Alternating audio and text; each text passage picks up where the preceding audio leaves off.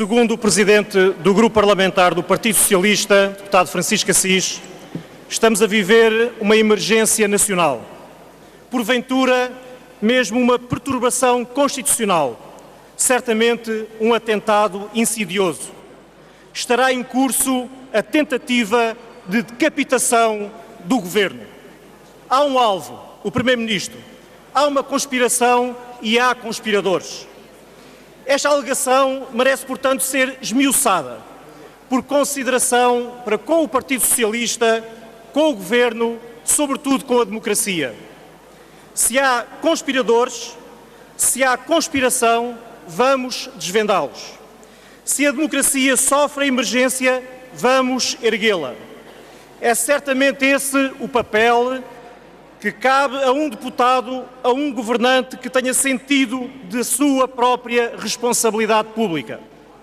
Nem uma palavra a mais, nem uma atitude a menos. Tudo pela democracia tem que ser feito.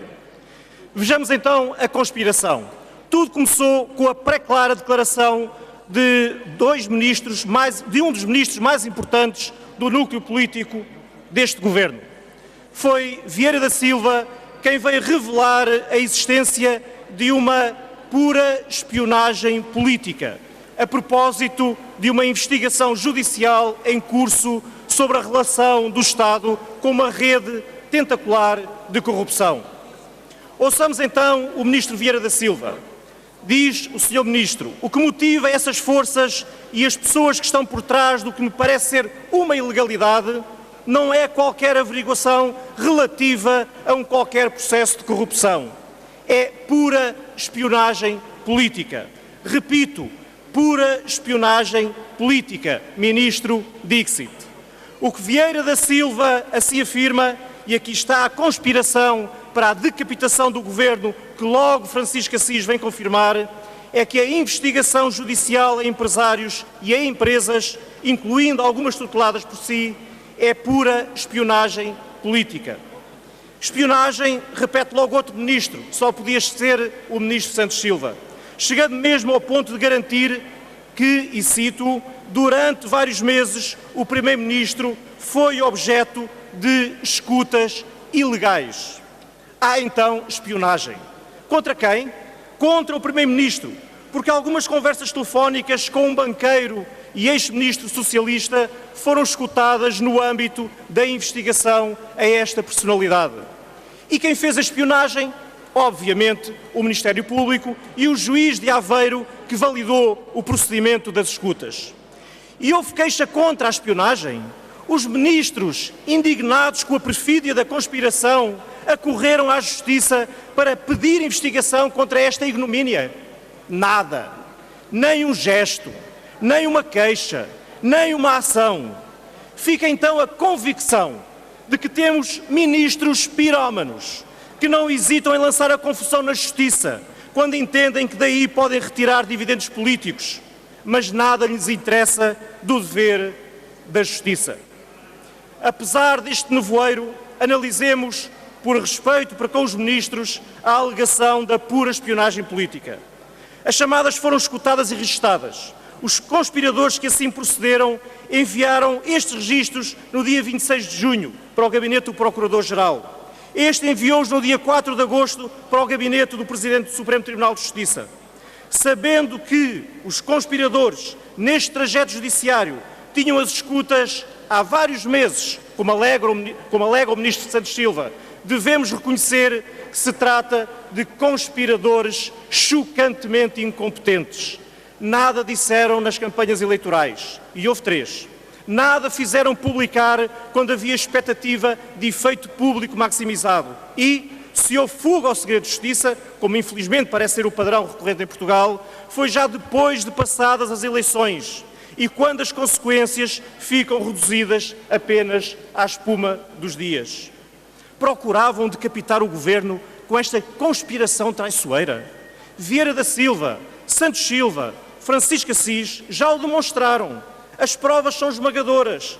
As provas demonstram, afinal, que os conspiradores, que eram magistrados no exercício das suas funções, mantiveram em reserva escutas durante 5 meses. até estas serem legalmente anuladas por instâncias superiores da Justiça. Que paradoxo! Senhor Presidente, senhoras e senhores deputados, o jogo da pura espionagem política é um jogo perigoso, mas conhecido. Um governo sem rumo tem encontrado na sistemática vitimização, o refúgio para a sua própria incapacidade política. Pela parte que nos toca, somos claros como sempre. Condenamos a sistemática violação do segredo de justiça e entendemos que o jornalismo não pode ser uma caixa de ressonância de informação em que não se distinguem a verdade da manipulação. Uma justiça célere e justa e uma imprensa livre são dois pilares da democracia, mas nem a função da primeira é julgar na praça pública, nem o jornalismo se deve contentar em publicar o que não pode confirmar. Não aceitamos, por isso, que a política seja condicionada por leituras de fugas ao segredo de justiça. Concentramos-nos no essencial. As escutas só interessam se interessarem à justiça, por esta considerar que há prova judicialmente relevante, e nada interessam se não interessarem à justiça. Senhor Presidente, senhoras e senhores deputados, o que interessa a este Parlamento e ao país não são fabulações sobre conspirações, assassinatos virtuais, decapitações imaginárias ou conversas privadas. O que interessa é a clareza política que defende a democracia. E é por isso que respondemos, só por isso, a fuga em frente do Governo neste episódio burlesco só tem como explicação a percepção pela opinião pública de que o Primeiro-Ministro foi económico com a verdade em questões muito importantes. É hoje evidente, e o Primeiro-Ministro confirmou, agora oficiosamente, que o Governo tinha conhecimento prévio da tentativa de aquisição da Média Capital pela PT, que ele negou no Parlamento.